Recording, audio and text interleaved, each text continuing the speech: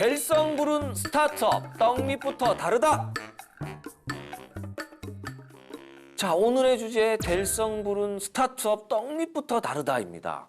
최근에 스타트업 기업에 대해서 관심이 부쩍 늡니다. 물론 스타트업을 하는 관심이 있는 취준생분들도 있겠지만 그 외에 그냥 일반 분들도 저 회사가 이제 상장이 좀 어떻게 될라나 이런 관심도도 높아서 전 국민적으로 관심이 많더라고요.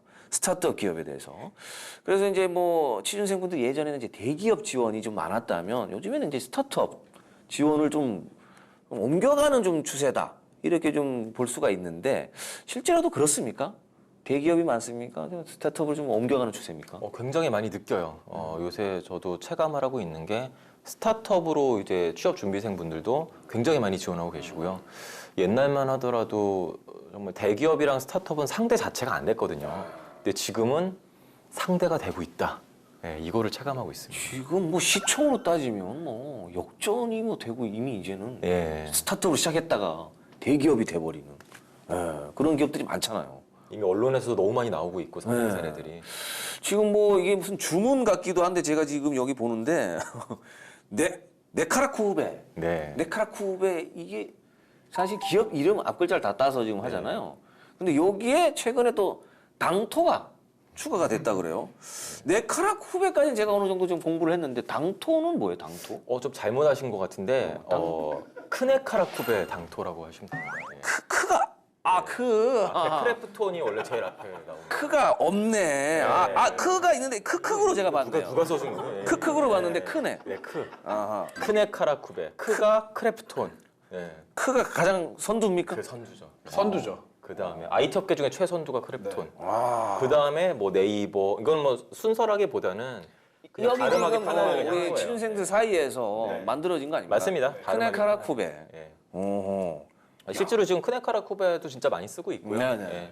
근데 예전부터는 네카라쿠베로 많이 알려져 있다가 이제 크네카라쿠베 되면서 당토. 당토까지. 예, 네. 당토까지 계속해서 이제 이게 그 말은 계속 이게 이제 길어지고 있다. 늘어나고 있다라는 그렇죠. 거는 이 스타트업 기업이 진짜 많은 분들에게 관심을 받고 있다는 맞습니다. 거거든요. 이 여기서 뭐 당토에서 끝나긴 했지만 더 수많은 엄청나죠. 어마어마한 있을 수 스타트업 있죠. 기업들이 많이 있잖아요. 우리가 알고 있는. 네. 크네카라쿠베, 당토. 당토가 그래서 뭐죠? 당근마켓이랑 토스죠. 토스. 네, 토스. 근데 그 오늘 주제가 이제 스타트업 얘기잖아요. 네네네. 크네카라쿠베 당토는 제 기준에서 스타트업 아니에요. 그럼 이미 대기업 반열에 올라갈 준비를 하고 있는 스타트업부터 시작된 신생 IT 기업들인 거지. 엄격히 얘기하면 스타트업이라고 얘기하기엔 반칙 아닙니까, 팀장님? 크래프톤은 그 스타트업의 마인드를 갖고 저 열심히 하고 있는 그런 거죠. 스타트업 네. 같은 기업이라고. 스타트업의 문화와 마인드로 출발이 스타트업으로 하는 거지. 그들이 다 스타트업이라고 하기엔 좀 약간 무리가 있어요. 그러면 약간 스타트업과의 차이가 뭡니까? 그럼 스타트업에 대해서 개념을 좀 알아야 되겠는데. 이를테면 아이디어만 가지고 개발자들이 주로 개발자들이 IT 인더스트리에서 이제 그 저자본으로 혹은 무자본으로 성장하는 회사들인데 당근마켓 같은 경우가 그거예요. 원래는 판교 마켓이었어요.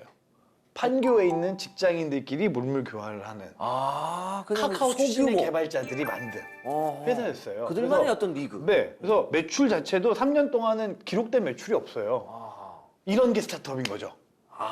근데 작년 기준으로 보면 당근마켓이 그 누적 가입자 수가 2천만 명. 수입은 광고 모델만인데 작년 말 기준 매출만 117억. 이거 어떻게 스타트업입니까? 뭐 당근마켓을 싫어하는 건 아닙니다, 제가. 근데 저런 거 같지 시작은 않아요? 스타트업이었죠. 시작은 스타트업인 거죠. 그래서 이제 오늘 얘기가 나야 돼, 우리가 그 규정해야 돼. 스타트업의 정의는 네. 스타트업으로 시작을 해서 그런 문화와 정신을 가지고 계속 일하는 신생 회사 정도로 해야 되지 않을까. 어떤 번뜩이는 아이디어 하나만으로 딱 시장에 들어오는 네. 무자본 아니면 저자본. 네.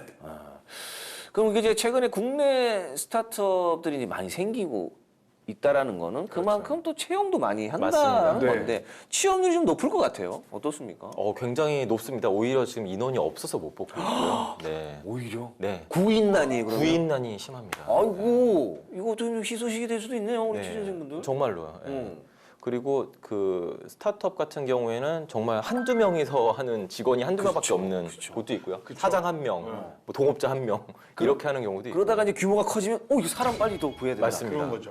근데 이게 갑자기 매출이 폭발적으로 성장하는 경우가 많기 때문에 어느 순간에 뭐 예를 들어서 그냥 사장 혼자서 이걸 일을 하고 있는데 갑자기 여기저기서 막 주문이 들어오는 거예요. 그러면 전화 받을 사람도 필요하고. 근데 또 재밌는 거는 전화 받을 사람이 필요했었는데 더 커지다 보니까 이제는 전화 받을 사람은 그냥 뭐 시스템적으로 그냥 하고 뭐 어떤 뭐 웹상으로 그냥 클릭해서 하게 하고 대신에 또 다른 스킬셋이 계속 필요한 거죠.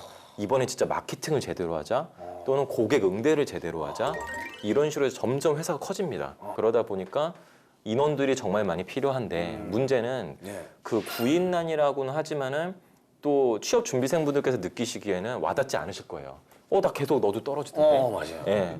그러니까 좀 이게 한계가 스타트업에서는 즉시 전력을 원합니다. 즉시 전력. 딱 데려왔을 때 알아서 바로바로 몇 사람 몫을 해줄 수 있는 사람을 원해요. 근데 취업 준비생분들은 아무래도 이제 막 대학을 졸업하시거나 졸업 예정이시고 그러다 보니까 상대적으로 그런 경험이 부족할 수밖에 없죠. 그러다 보니까 간극이 있는 거예요. 근데 이미 경력자 분들은 현재 좋은 회사들에서 이미 다 정착해서 잘 업무를 하고 계시고 그런 분들이 스타트업에 오진 않겠죠. 저기 와서 생고생하느니 난 여기 이미 적응된 데 있을래.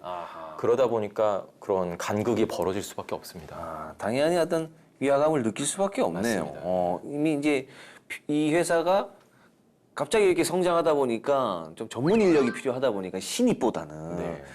이제 전문 인력은 약간 구인난을 조금 겪고 있고 신입 우리 취준생분들은 그래서 못 느끼는 거네요. 네. 피부. 나는 내도 잘 안 된다. 네.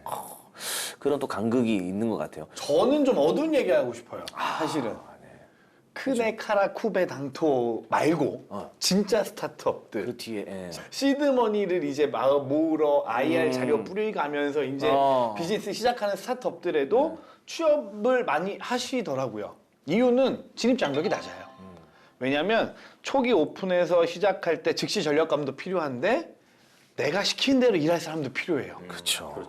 그리고 열정만 가지고 내 아이디어에 충분히 공감해서 같이 비즈니스를 만들어갈 부품 꿈을 안는 청년들을 요구하는 회사가 되게 많아요. 그러다 보니까 오히려 취업 문턱이 이미 상장된 이런 회사들보다는 쉽고 대기업보다도 쉽고 그런데 주의해야 될 점은 보도되는 것만큼의 나이스한 조직 문화, 근무 환경, 그다음에 뭐라고 해야 되나 가능성 이게 어떻게 보면 진짜 나쁘게 얘기하면 신기루일 수도 있다.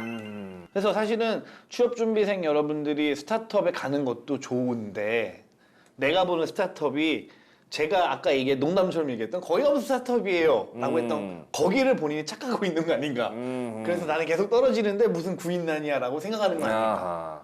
요런 데는 전문 인력, 즉시 전력가, 노하우가 있는 사람들. 근데 아예 진짜 신입이고 생초보고 열정만 필요해요 얘기하면 나쁜 회사들은 열정페이처럼 강요당하는 스타트업들도 있어요. 있겠죠. 그리고 조직 문화가 대기업보다 유연하다고 알려져 있지만 오너나 창업자나 문화 자체가 너무 수직적인 문화에 익숙하신 두세 명이 창업한 회사면 막내로 들어가면 어떻게 해요? 당연히 수직적일 수밖에 없는 거죠. 그런 장단이 있다는 걸 좀 보고 많이 알아보고 했으면 좋겠다는 생각이 드네요. 자, 어쨌든 그럼 입사 준비는 또 일반 기업이랑 어떻게 다른지 궁금하거든요. 뭐 비슷한가요? 어떤 시스템이 뭐 서류 뭐부터 해가지고 뭐 면접까지 이렇게 가는 네, 게? 시스템은 대부분 비슷한데요. 뭐 굉장히 좀 캐주얼하게 진행되고요. 하다못해 복장만 하더라도 뭐 우리 딱 뭔가 면접 복장, 정장. 정장 딱 입고 넥타이 하고 뭐 그런데 그냥 뭐 티셔츠 입던 뭐래든 상관이 없습니다. 아이 그래도 티셔츠를 아니에요, 정말이에요. 정말이에요? 근데 정장을 입고 와요? 크도 그냥 티셔츠 입고 면접 봅니다. 그냥 티셔츠 보고? 네. 아까 잠깐 면접하고 왔는데 그냥 라운드 티 이런 거 입고 면접 이런 거라니 우리 꼭 이거 저희 방송- 재택근무복이에요? 방송 의상인데. 저희 재택근무복인데 왜? 죄송합니다. 자 그럼 면접은 경우는 어때요? 특색 있게 좀 면접도 진행할 것 같은데, 부장님. 특색 있게 그 면접 문화를 만들어내면서 그 자체를 그냥 회사의 문화처럼 홍보의 수단으로 사용하는 스타트업들도 많이 있고요. 어떻게 그럼 대기업은 보통 책상 있고 앉아서 뭐 우리 회사를 지원한 이유가 뭔가 뭐 이렇게 시작을 뭐 하잖아요. 그렇게도 하는데요. 지금은 코로나 때문에 아예 그냥 전면 화상으로 하는 경우가 되게 아예 많아요. 비대면으로. 네. 그리고 뭐 그 뭔가 창작물을 만들어서 갖고 오라든가 뭐 이런 것들이 많고, 근데 그래도 사람을 선별하는 과정이기 때문에 그 특히나 IT 같은 경우에는 기술 면접, 코딩 테스트 이런 것들은 좀 들어가야 되고요. 네. 그 다음에는 그 스타트업 비즈니스에 얼마만큼 본인이 연관성이 있는가, 전공이든 관심사였든 포트폴리오 제출하라는 요구들을 하기도 하고요. 이게 제일 많아요, 사실. 네. 포트폴리오. 그리고 단계별로 거치는 게 아니라 그냥 다이렉트로 끝판왕 사장님 딱 나와서 사장님 등장합니까? 하는 경우도 있고, 있고. 아예 사장님은 빠져 있고 같이 일할 사람들만 면접 들어가는 경우도 있고. 그래서 너무 경우의 수가 많아요. 스타트업이라서 이렇다라고 할 수 있는 건 없는 것 같아요. 약간 또 스타트업이면은 공식적인 그런 질문들이 있잖아요. 그 좀 시그니처 질문들이 있잖아요. 네. 세상에 모래는 몇 알이며 자갈은 몇 알이며 이런 거 물어보잖아요. 그런 거 혹시 그런 거 고민하시나요? 취업 볼 때? 저기 그거는, 면접 볼 때? 예, 그 구글에서 구글 때문에 2010년대 초반에 어. 많이 이제 그런 논리력을 물어보기 위해서 한 그 방법이에요. 면접 테스트 방법인데 그거는 이미 구글에서 한 2년 정도 하다가 이제 없앴고요. 예, 근데 우리나라에서 뒤늦게 받아서 이제 일부 기업에서 하는데 약간 뒷북이네요. 예, 뒷북인데 스타트업에서는 이제 그런 거 자체는 그런 아예 것도 안 없고요. 해요? 예, 안 하고 그 아까 말씀드렸다시피 포트폴리오 이런 그게 것들이 중요하네. 근데 이제 그게 중요하다기보다는 그게 중요한 목적이 뭐냐면요. 네가 뭐 어떻게 생기건 뭐 어떻게 있건 상관없다. 진짜 이 일을 할 수 있는지 보자. 이거예요. 정말 그 역량을 갖고 있는지만 보는 거예요. 예, 그래서 그러니까 뭐 세상에 자갈 몇 알인지 뭐가 중요해? 네가 이 일을 어떻게 하는지가 네, 중요해. 그겁니다, 그거. 네. 그렇죠. 그 스타트업 글로벌하게 스타트업에 시작해서 엄청 큰 회사가 된 게 AWS라고 하는 아마존 웹 서비스라는 회사거든요. 거기는 회사에 아마존 웨이처럼 그게 있어요. 직원들의 마인드셋이라고 해야 되나? 행동 강령이라고 해야 되나? 아무튼 그 기본 정신 9개가 있고 어허. 9개에 맞는 각각의 지원자의 인생사의 케이스들을 물어보는 질문 면접이 있어요. 그건 좀 독특하네요. 그래서 AWS에서 근무하려면 이런 정신들이 있어야 되는데 이걸 입증할 수 있는 당신 인생의 사례가 있습니까? 라는 질문을 해요. 예를 들어서 이제 우리나라 말로는 인재상이라고 하죠. 네, 거기서 네, 이제 네. 그 프린시플이라는 용어를 쓰는데 뭐 책임감이다. 뭐 이럴 때 뭐 책임감이 있다. 그러면 질문을 이렇게 하는 거죠. 너 책임감을 한번 뭐 그 발휘해 본 경험을 말해봐. 예, 우린 보통 뭐 제가 뭐 동아리 회장 돼서 이랬어요라고 끝나잖아요. 근데 일반적으로 스타트업에서는 그걸로 끝나지 않고요. 더 아니 동아리 회장에서 그래서 뭐 어떤 일이 있었길래 책임감이 있는 건데 좀 보다 구체적인 사례를 요구를 합니다. 거의 뭐 저희 예능으로 따지면 거의 뭐 라디오 스타급이네요. 계속 에피소드를 물어보네. 에피소드. 그래서 에피소드. 어떻게 됐다는 거야? 동아리 회장에서. 네.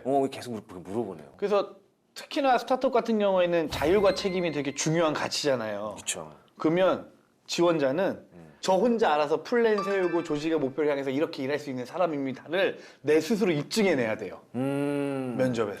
예전에는 기업에서 너는 뭐 계속 이렇게 물어봤다면 네. 이제는 본인이 우리한테 보여달라는 식으로. 네, 그래서 이제 포트폴리오나 이런 게 좀 중요한 거네요.